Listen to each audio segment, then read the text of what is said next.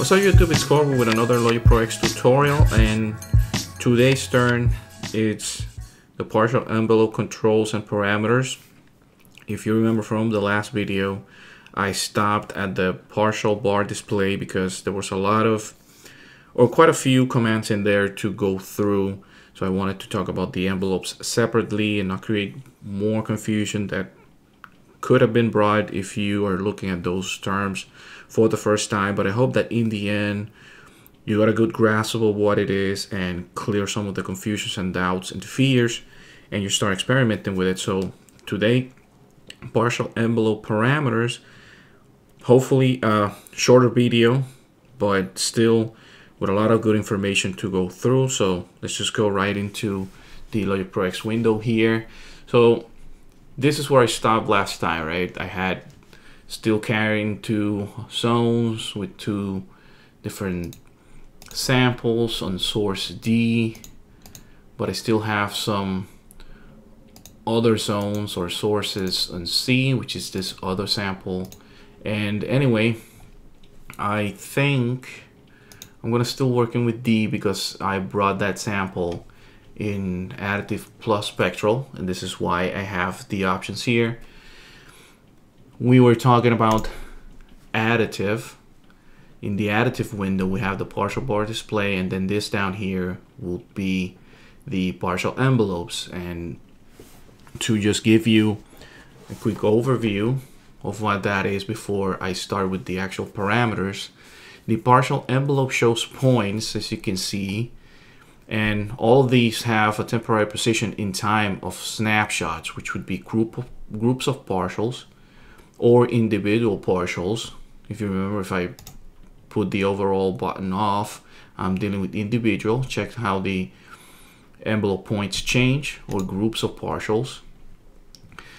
And then depending on the mode pop-up that I'm using, then whatever I select there, I'm able to edit or see the points, like I just said.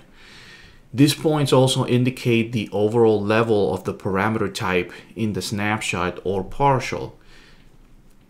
It's just, in summary, a different way of seeing the information that I see in the partial bar display. And it also permits, more than anything, finer tuning, especially if you're going to be creating your own resynthesis and creating your own sounds and sound designing some of this stuff, which is obviously very important and powerful to understand. So let's just start. If you get over the fact that this looks different than bars, you're still using the same guys up over here. That's all you do. So that's why I'm gonna blaze through a little bit, but not too much. The overall button is gonna show the partial bar display, and we also set to partial envelope modes. And when it's on, each point in the envelope represents a snapshot of all values and all partials at a certain point in time, which I said in the last video, right? When I have overall button on, I'm seeing like a sum of all the partials. So that's the same thing for the envelope points. You can edit points directly or from the partial bar window. So if I select something here, you see the hand, I can edit that point, or I can just still edit here. Again, they're the same thing, or although they look different, you're affecting the same parameters. The x-axis for the points will represent the position in time, and it's given in seconds or in milliseconds, I believe. And the y-axis represents the value of the actual partial. So if I were to drag one of these up, or one of these up, the y, you see, I see the level, the decibel level, and then the x is actually in seconds, as I can see there. If I were to zoom in though, I will change that scale a little bit, but anyway, yeah, you can zoom here with the scroll bar. Anything that we have in this menu has this bar, and you can zoom in and out. Let's get that out of the way. So when you have the overall button off, then each point, you saw how the display changed again.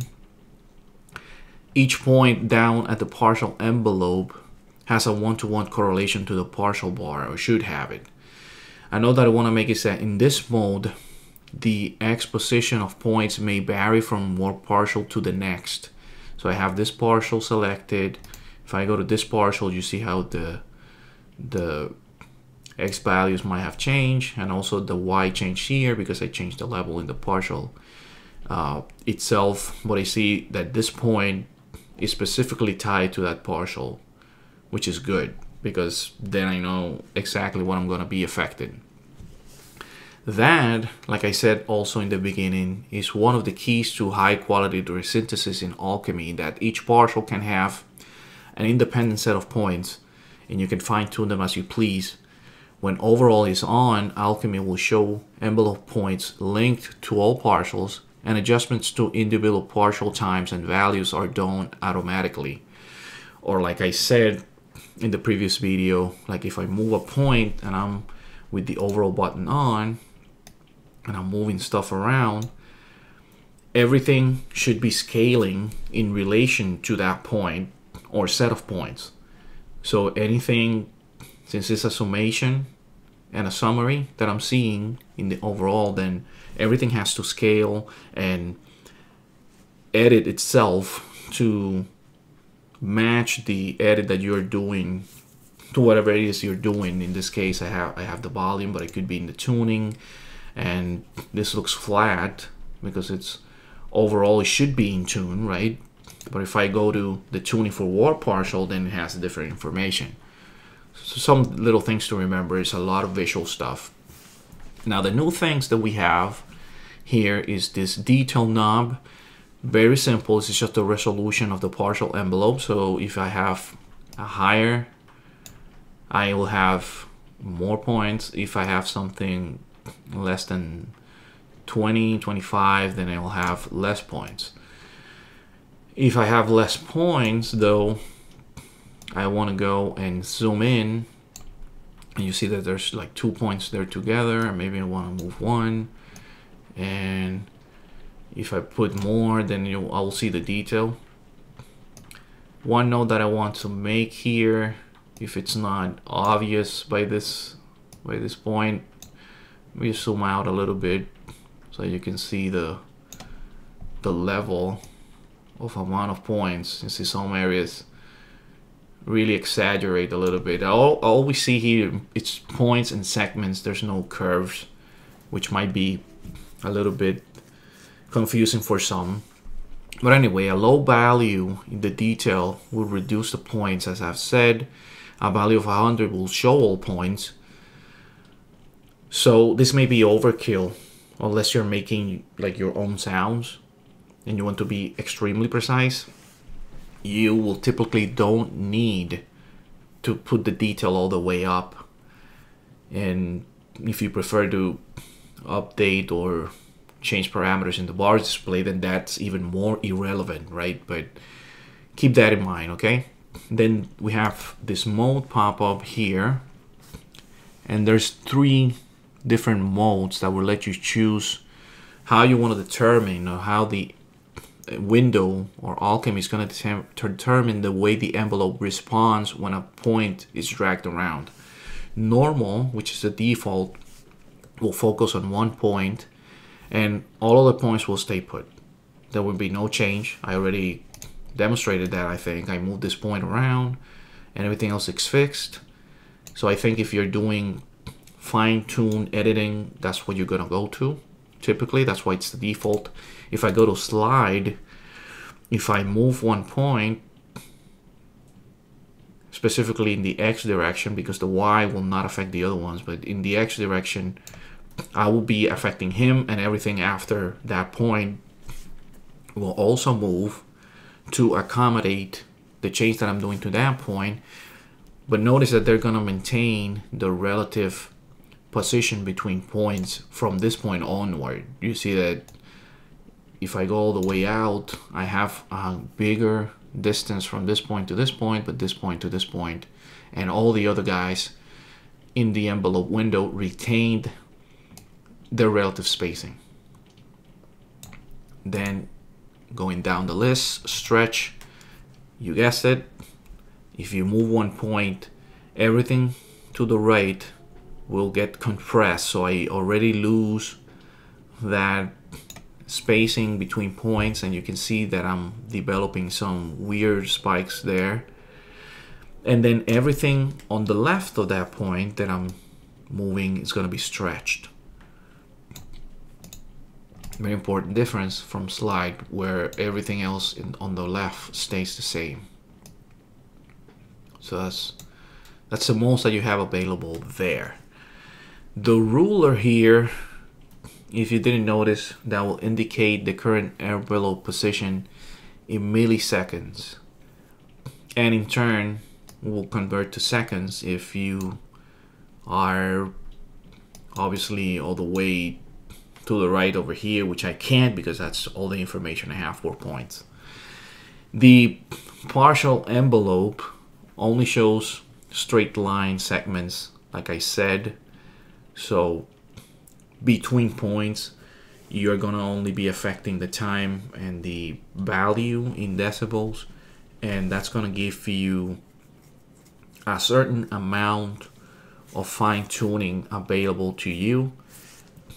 And in the next video, when I talk about spectral, you're gonna see that there's even a different level of editing some of the partials and the tonality of the sound, but it will not substitute creating your own chords, keynotes, etc., etc.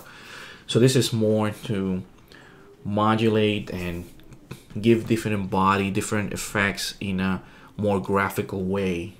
And I know I have said this in previous videos, but I just wanted to bring it again in this video, just in case this is the first video that you are seeing from me, and that you go back and watch the other videos. So with that, really, that's all that we had for this tutorial. Hope that was helpful. I didn't do any real testing with sounds because I want to keep it short. Anyways, as usual, thanks for everybody that's a subscriber to this point. If this is the first time you've seen one of my videos, whether you stumbled upon my channel or was referred here by someone else, and you like what you see and you haven't explored everything else that's in the channel, I suggest you to do so. If you like it, please subscribe, hit that subscribe button, hit the like button, leave a comment. I'm very open. I like when people ask questions and communicate suggestions. I have absolutely no problem. But if you hit that subscribe button and put that alerts on, then you're gonna know exactly when I put a new video. Having said that, I'm gonna make a video, very short video, a few seconds video, showing the actual schedule that I'm gonna be adhering to now that the webpage is almost up to completion. I promise to have it by this weekend, but I don't think that's gonna happen. There's a few personal things that I need to deal with as well, so it's gonna be quite difficult, but I will try. If not, for sure next weekend it's gonna be relaunched. I'm gonna make a video on that, and also gonna make a video on how to use my webpage to buy beats, to check out my poetry, or make requests for your own very unique poetry for any occasion, whether you want for dedicating somebody a thank you or for a birthday or whatever. But I'm gonna be giving more details on that the video. In the next video though, on this series, I'm gonna be talking about the spectral window parameters, how you can edit those. That should be also a more manageable video time wise. So anyways, thanks again YouTube, peace out, see you in the next video.